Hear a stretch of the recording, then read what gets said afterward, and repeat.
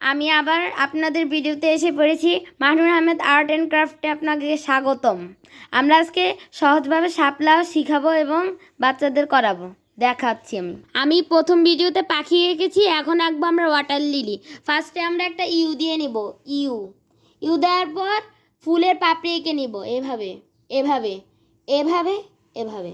তারপরে আমরা এঁকে নিলাম, তারপরে একটা ডাট এঁকে নিব, কাণ্ড এঁকে নিব, তারপরে আমরা একটা এঁকে নিব।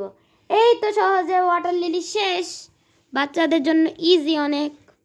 আমরা শাপলা ফুলকে কালার করে নিব, অনেক সহজে আমি করে দিচ্ছি, বাচ্চারা যেন অনেক সহজে আর্ট করতে পারে।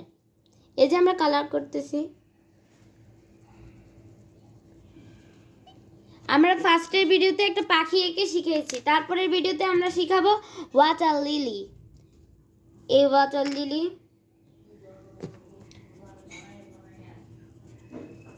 স্রোতের ঢেউ এঁকে নিব, এভাবে এভাবে এভাবে।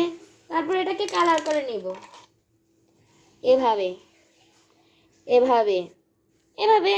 এই তো বাচ্চাদের জন্য আমি কত সুন্দর করে এঁকে দিয়েছি শাপলা ফুল। যদি ভালো হয় কমেন্ট বক্সে জানান। শেষ।